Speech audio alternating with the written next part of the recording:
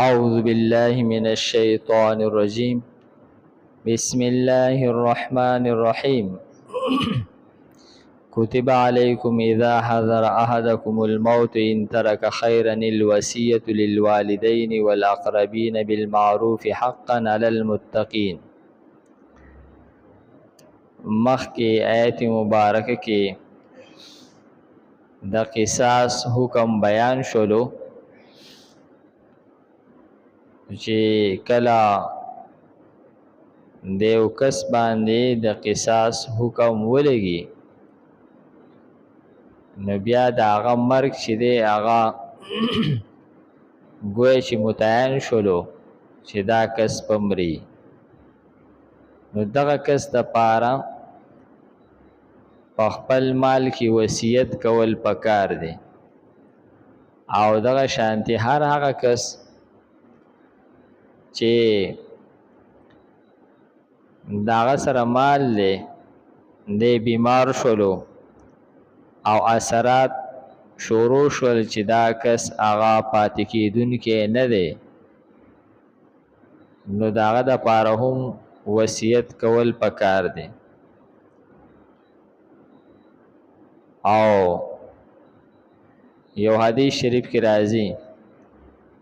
چې کله د چا په ذمه باندې د چا حقوقي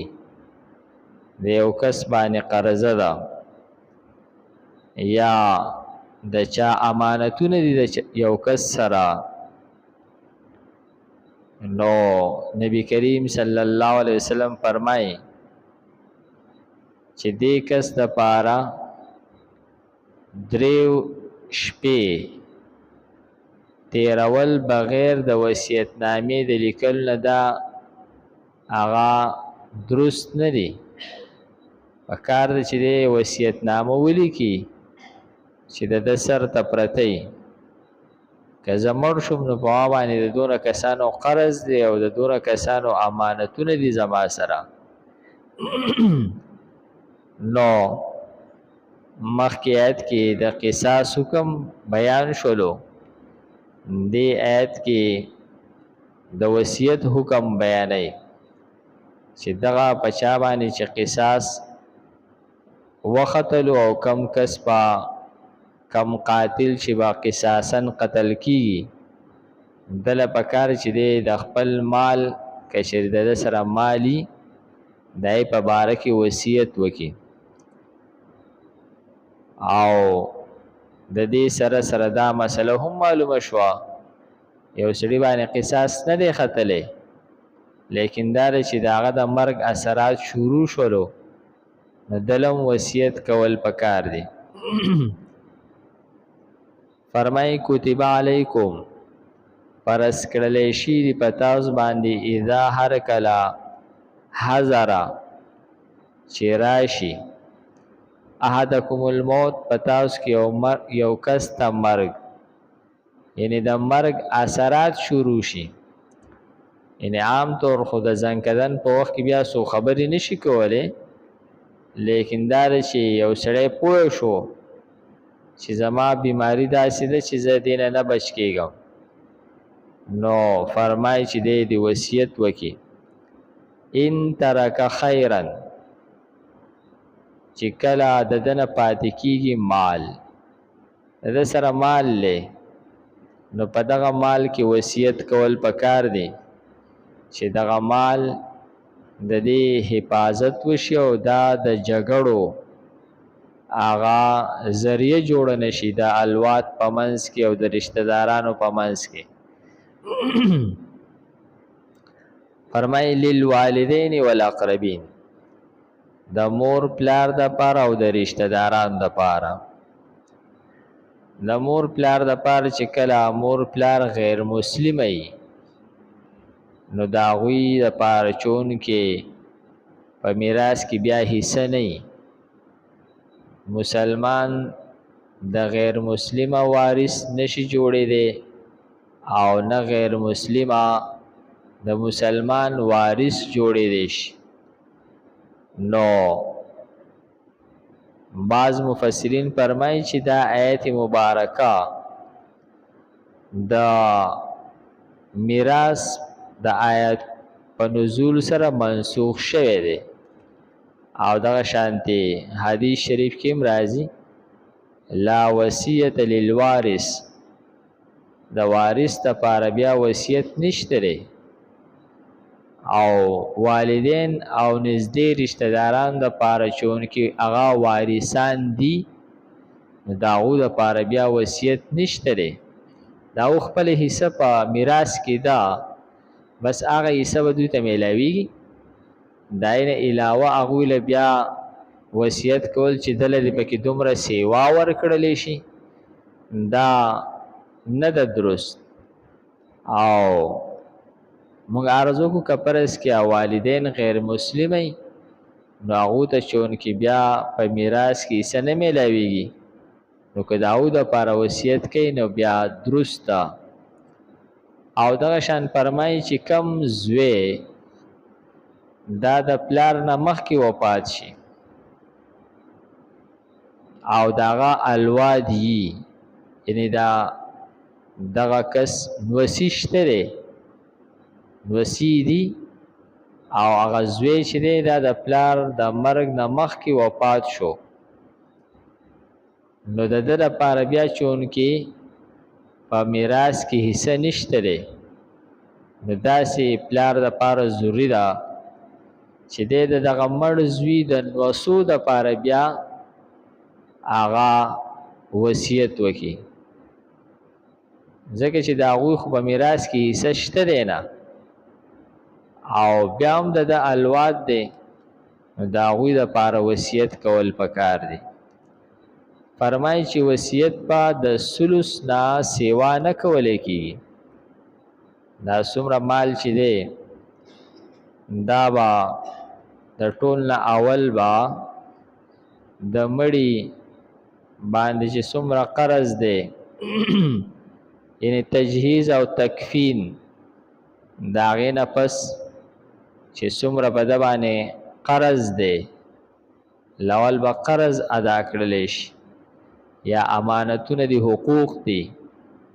فرض هغه به ادا کړلی شي که بیا د هغې نه پس کم مال پاتې شو نو د هغه مال په ثلث کې په درېیمه حصه کې به د ده وصیت جاری کیږي دغه وصیت کا په درېیمه حصه کې پوره کېدو نو جاری به کړلی شي او که په درېیمه حصه کې نه پوره کېدو نو بیا هغه به نه جاری کیږي نو فرمایي چې که یو وارث که یو کس هغه وصیت هم کوي نو دی به د درېیمې حصې نه زیات وصیت نه کوي د ده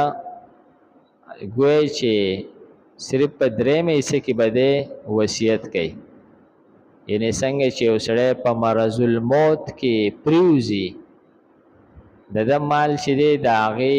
دوه حصې دا د ده نه کټ شوې د ده سره اوس صرف یوه حصه پاتې ده نو دغه دوه حصې د ده د وارثانو دي پای کې دی وصیت هم نشي کولی او دی چې وصیت کوي دا به صرف په دغه درېیمه حصه کې وصیت کوي نو وصیت په هم د وارث دپاره نه کوي چاته چې په میراث کې حصه میلاویږي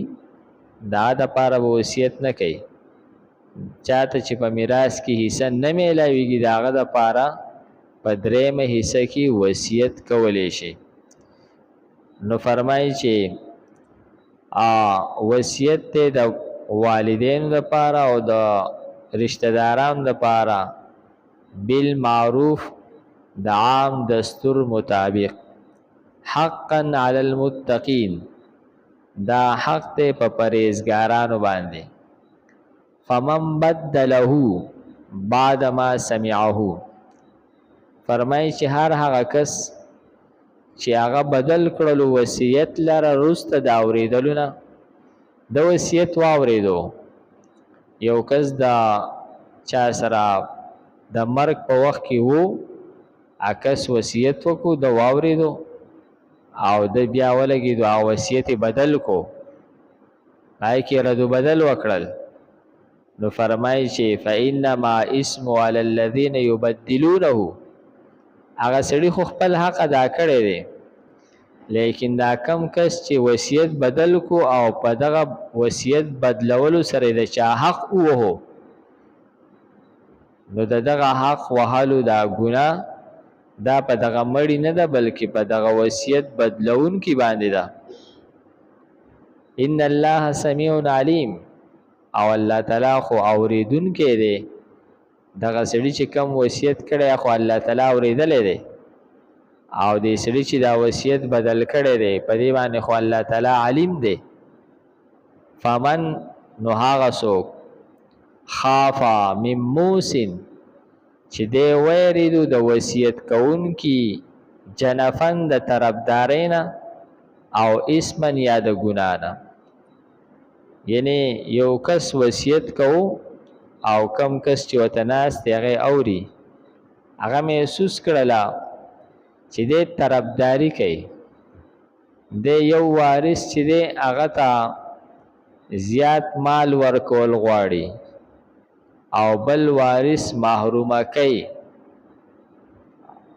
او دی هغه ګناه طرف ته روان دی، یعنی یا خو طرفداري کوي نو پای کې هم ګناه ده، او یا دی داسې کوي چې د ګناه وصیت کوي، یو غلط کار دی د هغې باره کې وصیت کوي چې بای زما په مال کې دی شراب خانه جوړ کړلی شي، نو د ګناه وصیت کوي. نو فرمای فاصلح، نو دغه کس په دې وصیت کې اصلاح وکړه، دا وارثان ته وی چې ستاسو پلار دا وصیت کړو